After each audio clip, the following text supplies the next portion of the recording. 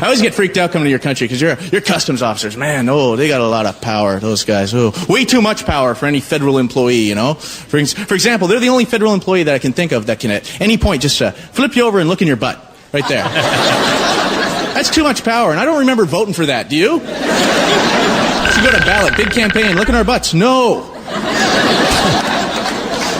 But what bothers me about that isn't the fact that they look in our butts. It's more the fact they have to that bothers me.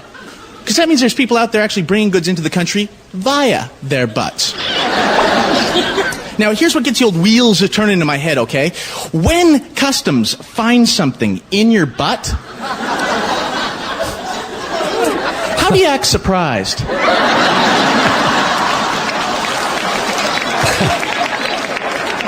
Really? Oh, no, that's not mine. Of the day. 93.3 KZOZ. All right, this was the game plan of this guy that was arrested for drug possession in the UK. All right, British police took him into custody back on January 17th. His name is Lamarr Chambers. And they said, okay, we believe that you swallowed your stash. He was being accused of being a drug dealer and swallowing a stash. So they said, what we're going to do is we're going to just put you in jail until you go to the bathroom. He said, fine, I'm not going to go to the bathroom. And they're like, yeah, right, sure, whatever. Give it a few days. They gave it a few days. Then they had to give it a few weeks. Do you have to have somebody on him 24/7 watching him in his cell if he's going to go to the bathroom or not? I mean, eventually, they were probably like, okay, well, if he passes one without us seeing it. But I mean, I guess, yeah, they would probably have some kind of surveillance to see when he was going to go to the bathroom. Keep in mind, he was arrested back on January 17th, okay? They've had 7 court hearings in the process in which they sought custody extensions because they couldn't prove that he was a drug dealer. So they got these custody extensions to keep him incarcerated for 47 days. And they say that it's not like he fasted in order to not have to poop. He ate and drank daily. He ate and drank on a daily basis. Where's it all going? I don't know. Hollow leg, I guess. And he never took a dump? No. And then after 47 days, prosecutors decided to drop the charges because he was just taking up space in the jail. Can you imagine when you do go, how bad that's going to hurt? Yeah. That's just a lot of bad things are going to happen. They had insufficient evidence because they could never find the drugs that he was dealing. Couldn't you x-ray somebody?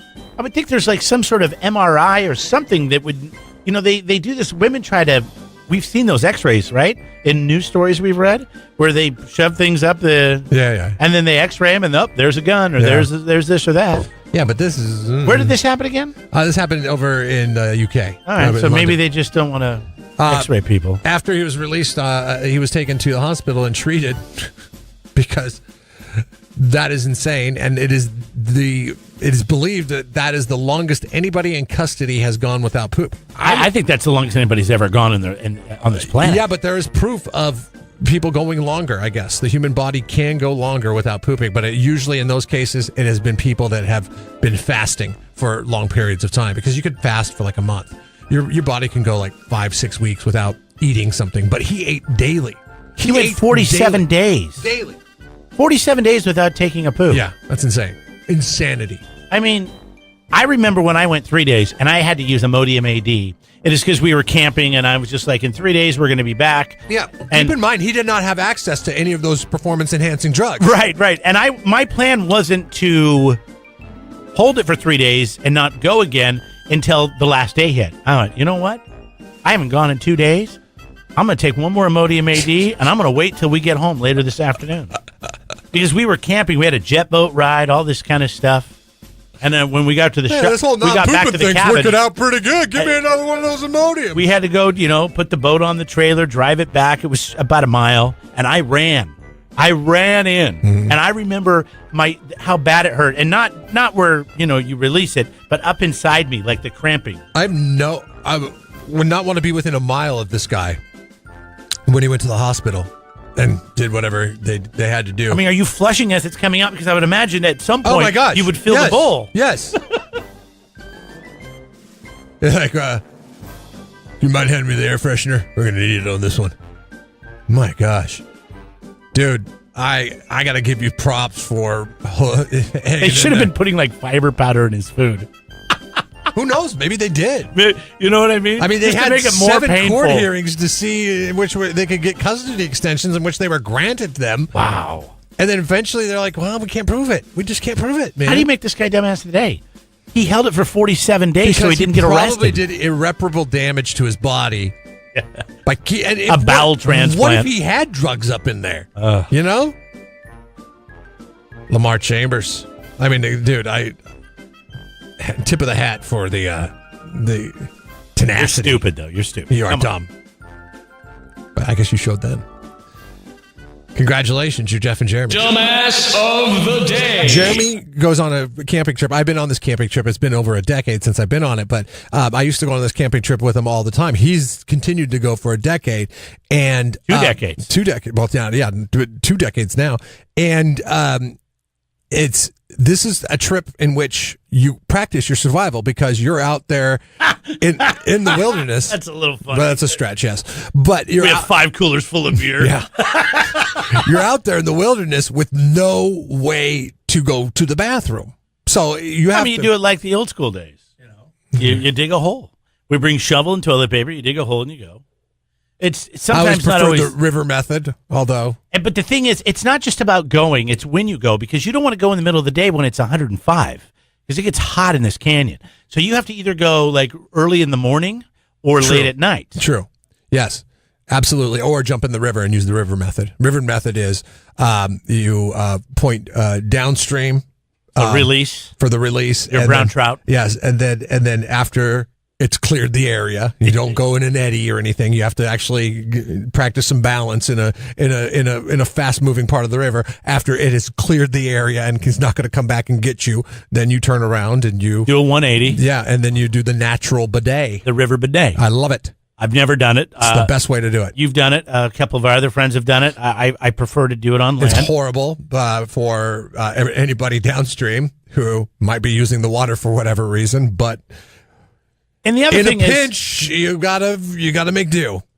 When you're drinking a lot of beer, things happen in your system and you're camping. It's not the best place to not have everything work out perfect when in your body to have a good movement. But it happens. That's why I'm a big I like the advocate Imodium AD. For non-beer, like Coors Light. And in that situation, I will only drink Coors Light, yes, because if I'm drinking like a hearty stout or an IPA, well, wow, that's going to be a problem. All right, so Dr. Shulman Susan did some. She works at the gastrointestinal health. Wait, her first name's Shulman and her last name's Susan? No, that's her hyphenated last name. Oh, okay. Shulman Susan.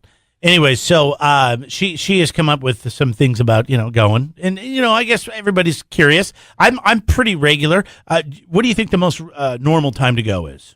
For me, it hits me so I go twice a day, and it's always the same times: noon, 8 o'clock in the evening. Okay, that is not the average. That is not when most people go. Most people go first thing in the morning when they wake up. I've never done that. Because I've never done that. You're laying there all night. Everything kind of flattens out. And when you stand up, things go down. There's pressure. And then you go. But this is a different system altogether. Mm-hmm. So that's and then the second is I'm sure you don't get home at noon or at 8 o'clock. No, it's when you get home from work. Okay. It's the first. I mean, it's so crazy. Sometimes I will hold out at noon and wait until later on in the day when I go home. Because you don't want to use the bathroom. Yeah, because I don't want to use the bathroom. Use the facilities here. So I can. I will get home. I stop. I get the mail. I drive in. I grab things. I go in the house. I set them down. I change out of my clothes. I put on usually some shorts and a T-shirt. And as soon as that happens, it hits me. It's like I hit a button. And come to find out, when you get home, and if that's your relaxing time, that's when you go. So usually it's when you wake up in the morning, and then when you get relaxed later in the afternoon. I'd love to see that study for people that have kids, because well, I think yours. Last 30 what time is your seconds. kid's bedtime? The last 30 seconds before I pull into the driveway, that's the most relaxing time of the day for me. But what time do your kids go to bed? 8 o'clock. Yeah. See? Yeah. And that's when you can unplug a little bit, and mentally your mind goes there. Absolutely. Coffee, of course, has always been, the great laxative. Nicotine. It gets things going, and so I'm not going to get into the rest of this consistency and all that. But so if that's when you go, then that's when you go. And of course, the healthier and more fiber you eat, the more you'll go. But it's not weird to go a couple times a day. It's only weird. It's weird to go 47 days without going. If you have pain or you don't go for 47 days. Right? Yes, 47 days is not recommended. Love to know how long you've actually gone without going. Can you beat, what did you say, 7 days? Yeah, I've gone 7 days. That just doesn't sound, I mean, I would love to see what she says about 7 days. That can't be normal. Babies are crazy. Well, they get constipated. Yeah. And they're developing. We have friends who have a little baby, and their baby has once gone 21 days. Oh, that would scare me. I would have that kid at the hospital. Gosh, yeah, they took the kid in like 3 times in that period of time. They're like, listen, and the doctor's like, there's nothing you can really do about it. It's just going to work its way out eventually. It's like, God, are you kidding me? Good morning. Jeff and Jeremy in the morning on 93.3 KZOZ.